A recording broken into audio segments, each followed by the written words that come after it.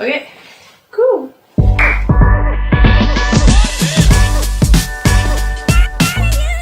Basically, animation is movement, so everything that moves in the movie is done by the animation department. And it's really cool. You basically receive a rig or a puppet, and your job is to make that puppet dance and move and talk and do the stuff in the movie. I love animation because it's a limitless way of expressing yourself, basically. You can do anything you want in any way, and you really can learn this program and achieve anything. It feels really cool. And also really like the people. So nice. Animators are so cool, and it's such a cool working environment. It's not just another desk job, you know, it's really nice. People have a lot of fun, they draw on the walls. It's a really funky, crazy place to have fun at your job. This job is not easy. I'd say the beginning is really tough because you're trying to learn this new skill, and it takes a lot of time to get good at it.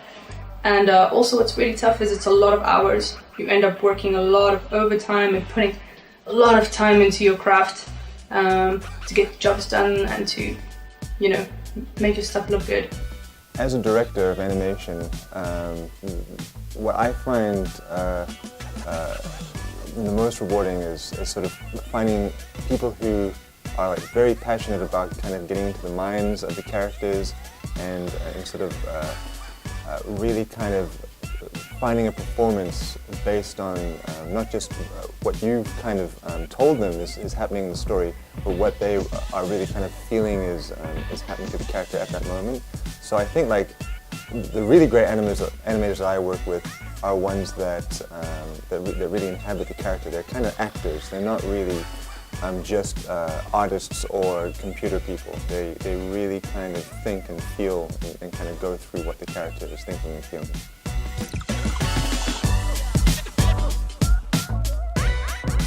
Computer skills for 3D, really good. Even 2D these days, everyone uses computers.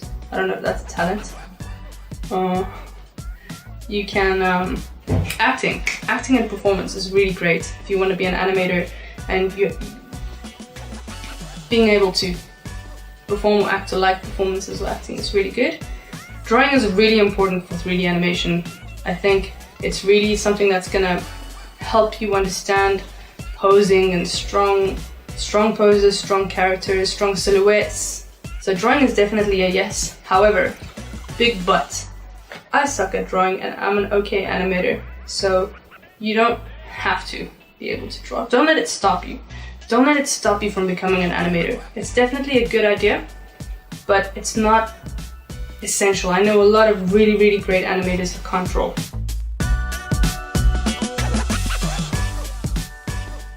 I tend to watch a lot of people and how they react to stuff, and I try to put that in my memory and bring it back later in my work.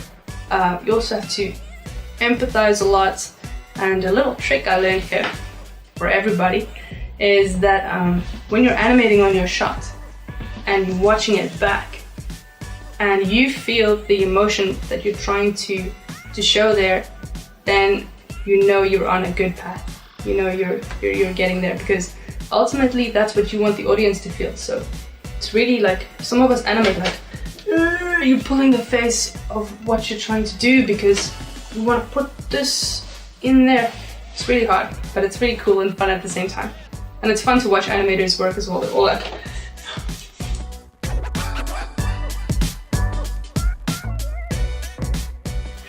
I was 20. I decided to animate when I went to college. They just showed us what we could do possibly in the program, and my mind was like 20,000. I was just like, this is amazing, this is incredible, it's like the coolest thing I ever saw. So I was hooked, instantly hooked on it.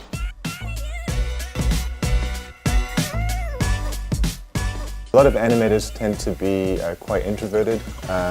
There's a kind of a truism, which is a lot of animators are frustrated actors. They're the actors who are too shy to get up in front of a stage or in front of a camera. So they act through their characters, but they're quite passionate about performing. They tend to be able to really focus for a long period of time on one thing. So they have to be able to really concentrate. and to enjoy concentrating. Despite being shy, what we had to sort of encourage people to be is become good communicators. You know, when you watch a movie, the chances are that one character will be passed between a whole bunch of different animators.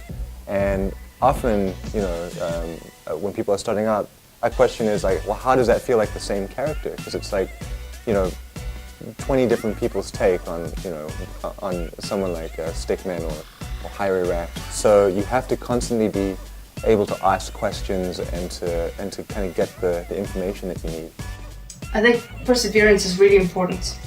Being able to get back up repeatedly, because there's going to be a lot of knocks coming your way.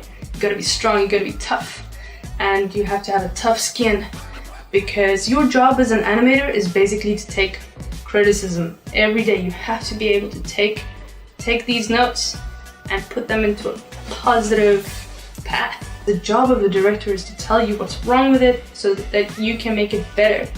So you just have to find a way to take those notes and see them as like upskilling notes. So every note that you get is a chance to improve, and then you will go really far.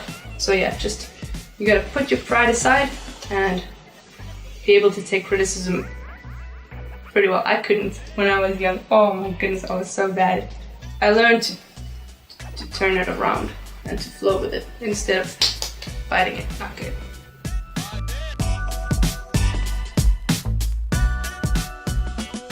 You gotta practice a lot, you gotta animate a lot. The more you animate, the more you learn. Also, another thing that is really good is observation. Try to find those little things that make us human, that you can basically put in your memory and store it away for later.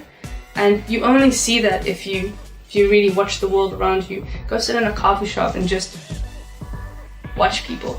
And keep watching tutorials and YouTube videos. It's an ever-evolving career and programs and everything, so you gotta try and stay on top of the technology. It's constantly evolving, and you gotta evolve.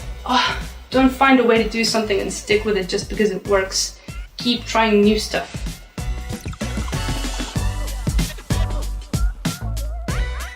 With mentors, you cannot wait for the mentor to just come to you. You have to get out of your house, go to animation exchanges, go to these meetings, and then you have to pluck up the courage and walk up to complete strangers and just introduce yourself and say hello. And this is really, really, really important, because that's how if you do that a lot with people and you're polite when you approach them, they will really start to recognize you, and then maybe you can get an email address, and then maybe you can send them some work for some feedback. And they're so generous. If you're polite, I was so surprised how many people got back to me with feedback. But you have to send them your best work, your very, very best work. And then you end up working together, and then they become a mentor and they teach you. And I've learned more from my mentors than I've learned from any animation school I've ever gone to. So mentors are really, really important.